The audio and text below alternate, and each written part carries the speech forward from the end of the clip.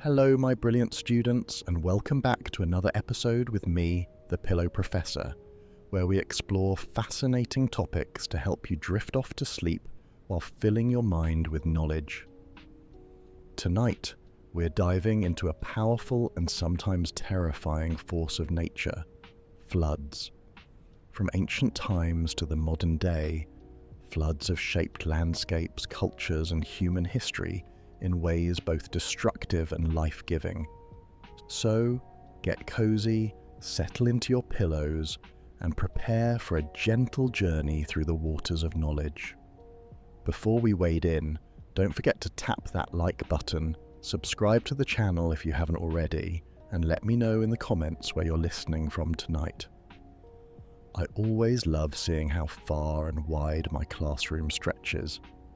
Now let's begin our voyage into the world of floods. Let's start by understanding what floods actually are. At their core, floods are simply an overflow of water onto land that is normally dry. But there's so much more lurking beneath the surface. Imagine rain falling in torrents over parched ground, or snow melting rapidly under the sudden warmth of spring. All that water has to go somewhere, and sometimes nature's drainage system can't keep up. Floods might seem chaotic, but they're governed by the physics of water flow and topography.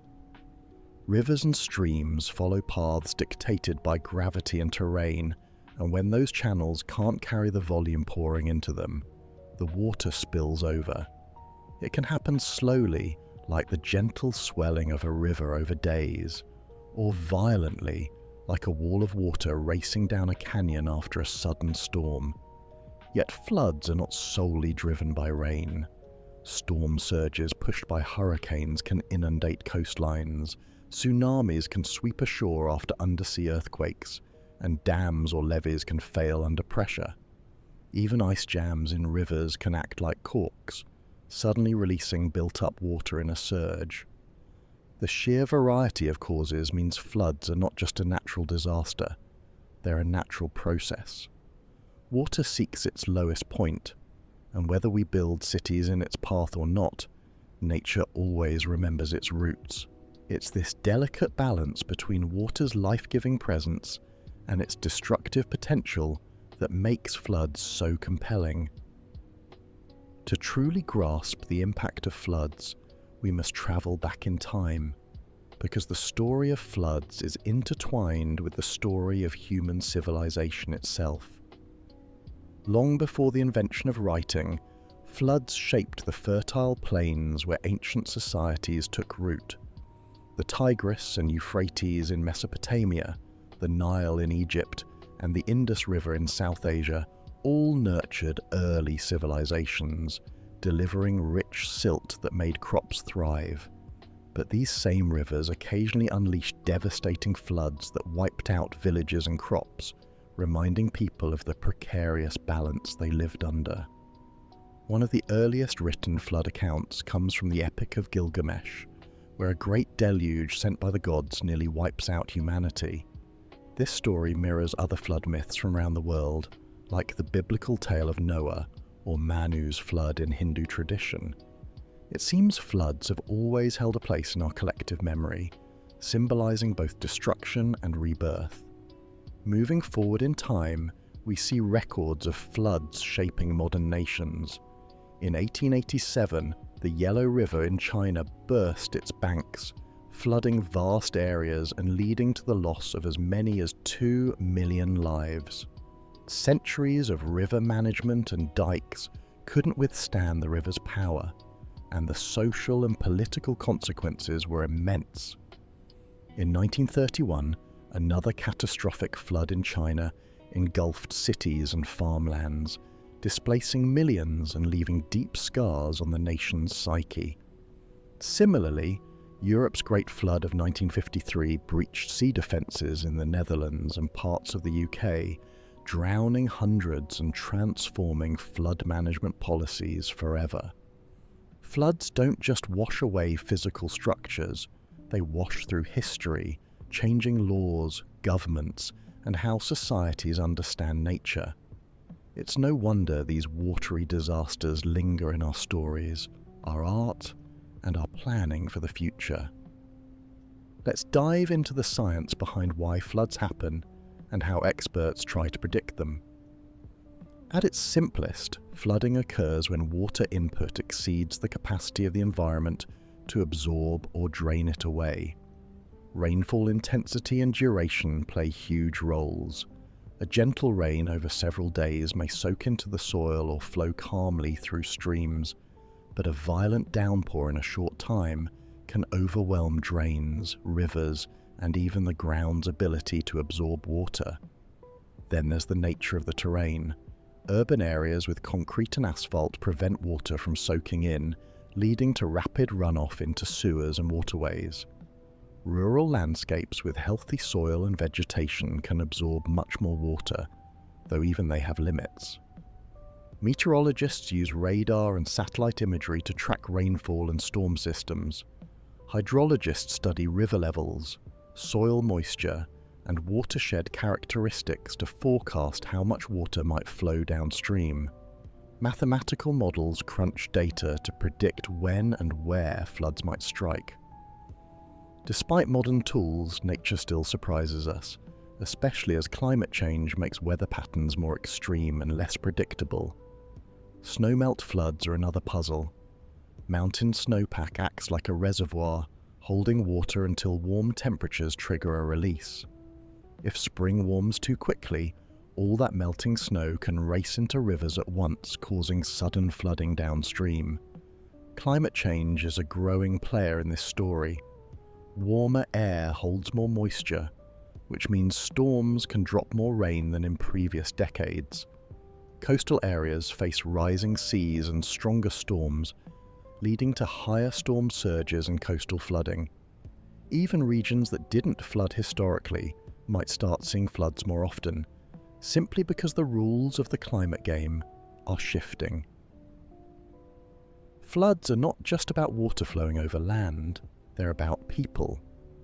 Let's talk about how floods affect our lives, our homes, and our communities. When floodwaters invade neighborhoods, they don't just damage buildings, they disrupt entire lives. Imagine waking up to find your street transformed into a river, furniture floating in your living room, precious keepsakes soaked beyond repair. Homes become uninhabitable, businesses shut down, and vital infrastructure like roads, bridges, and power grids suffer massive damage. After a flood, communities face not only physical cleanup, but emotional recovery.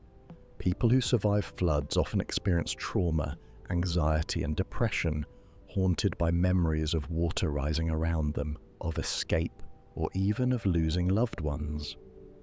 Economically, floods are staggeringly expensive. In the United States alone, flooding costs billions of dollars every year in property damage, lost productivity, and disaster response. Insurance rates skyrocket for those living in flood zones, and rebuilding can take years. But floods also shape communities in unexpected ways. After major disasters, neighbors often come together, forming bonds that didn't exist before. Stories of strangers helping each other, sharing food, or rescuing pets are a testament to human resilience. There's also a long-term impact on where people choose to live. Some communities relocate entirely after repeated floods, turning dangerous floodplains into parks or wetlands to absorb future water surges. Cities adopt new building codes, raise levees, and create early warning systems to protect citizens. Floods remind us that while humans can engineer incredible defenses, we are still vulnerable to nature's forces. They force us to rethink how we build our homes, plan our cities, and prepare for emergencies. Although floods can be catastrophic, they're also a vital part of many natural ecosystems. Let's explore how floods play a role in nature's grand design. Floodplains are among the most fertile places on Earth because floods deliver rich sediment that nourishes the soil. Ancient farmers relied on this natural fertilizer to grow crops. The Nile's annual flood, for example, deposited a layer of silt that made Egypt one of the breadbaskets of the ancient world. Wetlands, river deltas, and estuaries depend on periodic flooding to thrive. These habitats support fish, birds, and countless other species. When rivers flood, they spread nutrients and create breeding grounds for aquatic life. Fish like salmon benefit from floodwaters that open new channels and create safe nurseries for their young. Floods can also help control pests by washing away insects or diseases that build up in stagnant water. They cleanse ecosystems, removing debris and rejuvenating landscapes.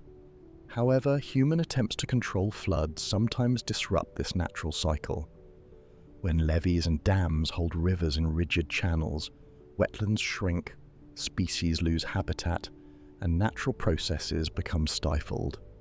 Balancing human safety with environmental health is one of the great challenges of modern flood management. So while we often think of floods as purely destructive, they're also creators of life and biodiversity. They shape rivers, build fertile plains, and sustain species that depend on these dynamic cycles. Now let's look at how we deal with floods today and what challenges lie ahead. Flood management has come a long way from piling sandbags and hoping for the best. Engineers design levees, dams, floodwalls, and stormwater systems to protect cities and farmlands. Rivers are dredged to deepen channels, and reservoirs are built to capture excess water. Yet these solutions are not foolproof. Levees can break under pressure, dams can overflow, and storm drains can clog with debris. When these defences fail, the consequences are often worse than if the river had simply spread out naturally because people have settled in places they believe are protected. Urban planners are rethinking how to coexist with water. Instead of fighting floods entirely, modern cities design parks and plazas that can flood temporarily without damage. Green roofs and rain gardens slow down rainwater, easing the burden on sewers. Early warning systems and emergency evacuation plans save lives when floods strike. Insurance companies and governments are grappling with the financial risks of floods, especially as climate change makes flooding more frequent and intense. Some regions are considering managed retreat, moving communities away from high-risk zones rather than rebuilding in harm's way. Globally, nations share data and collaborate on flood forecasting and disaster response.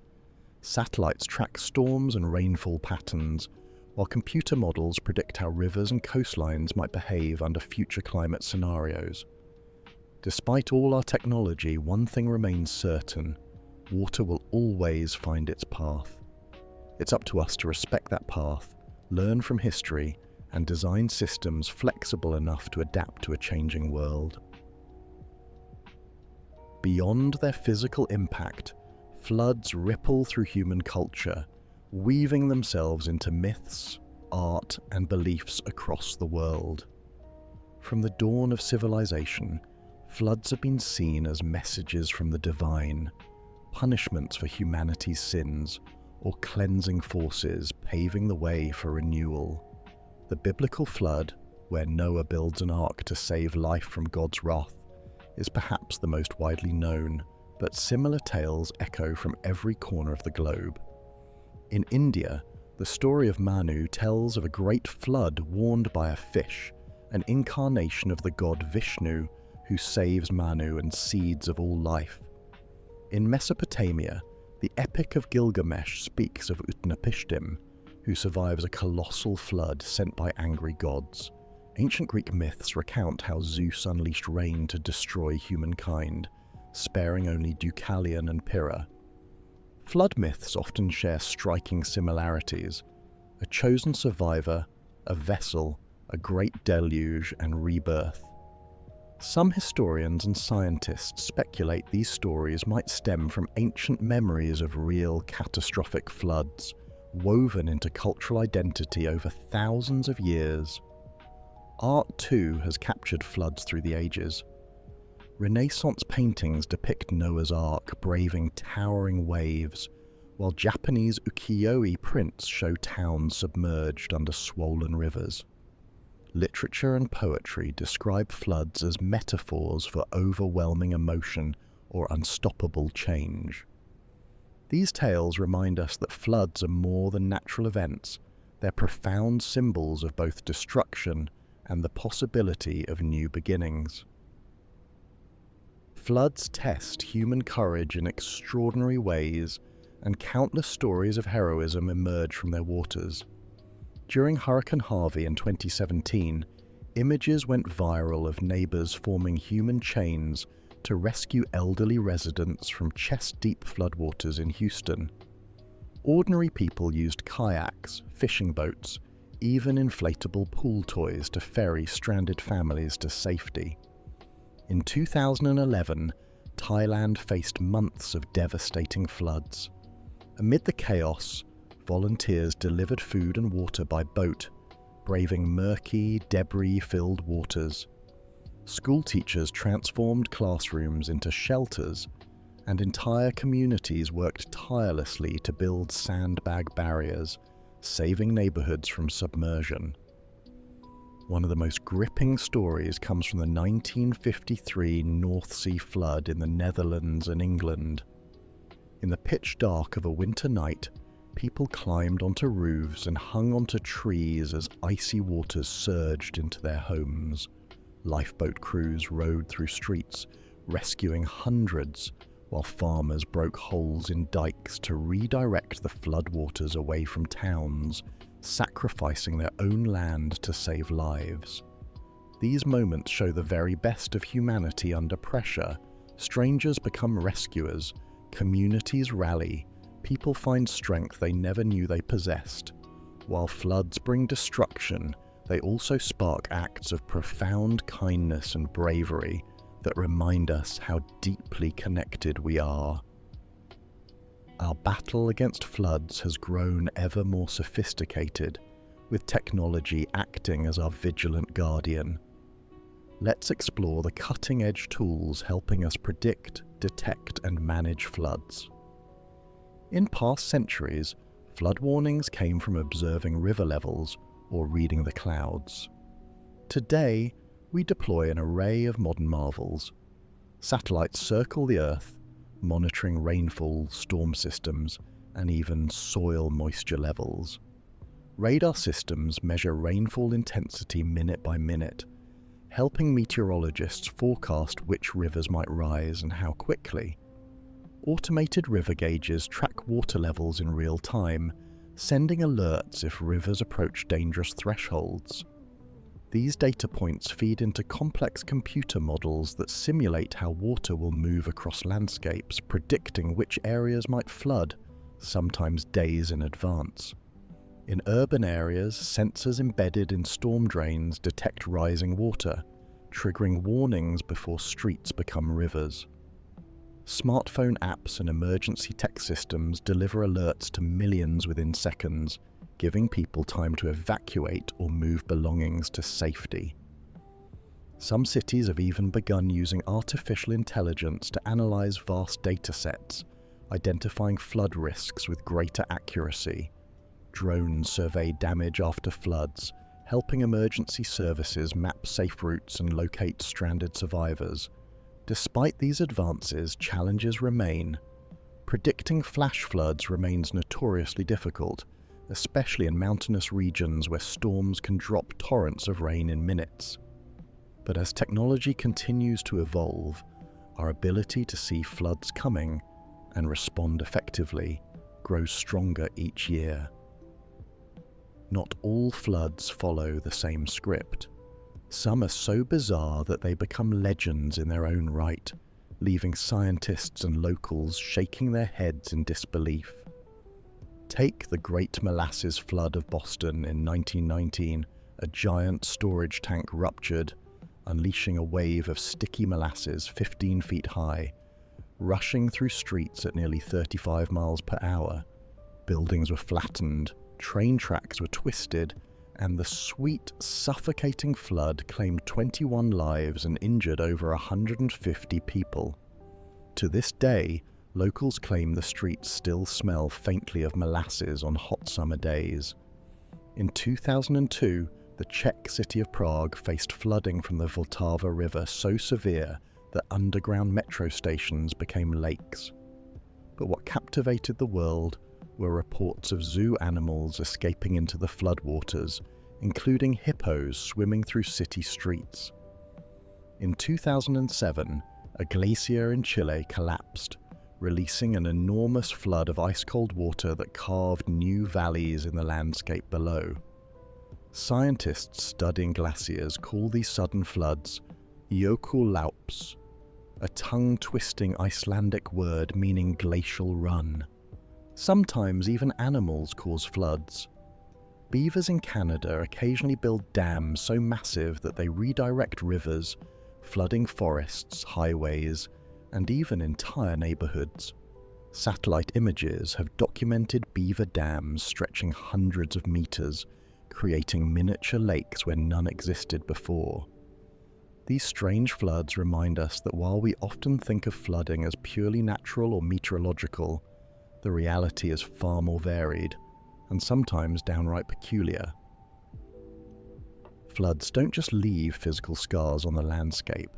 They flow through human imagination, inspiring countless works of art, literature, and music across centuries.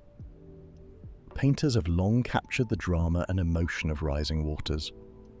The Renaissance gave us vivid depictions of Noah's Ark battling tempestuous waves, while Dutch Golden Age artists chronicled the sea's relentless assault on low-lying lands.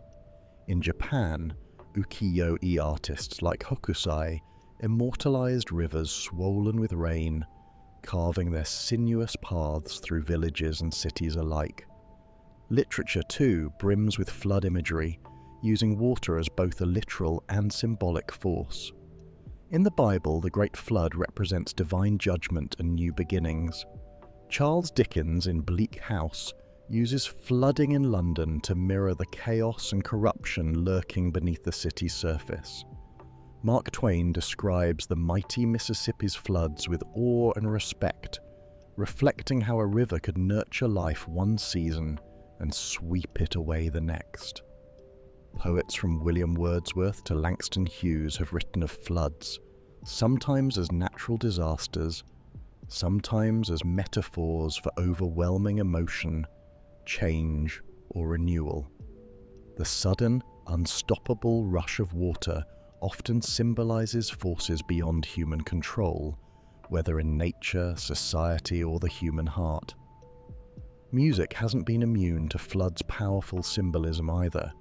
From American blues songs recounting the Mississippi's deadly rises to contemporary artists weaving flood imagery into lyrics about heartbreak, loss, and resilience, floods resonate deeply with the human experience. These artistic expressions remind us that floods are not merely natural events, they are part of our collective psyche. They speak to our deepest fears, our resilience, and our understanding of how closely we live alongside forces far more powerful than ourselves. Finally, let's look toward the future. What have we learned from centuries of battling floods, and how can we prepare for what lies ahead? First, we've learned that working with nature often yields better results than fighting it.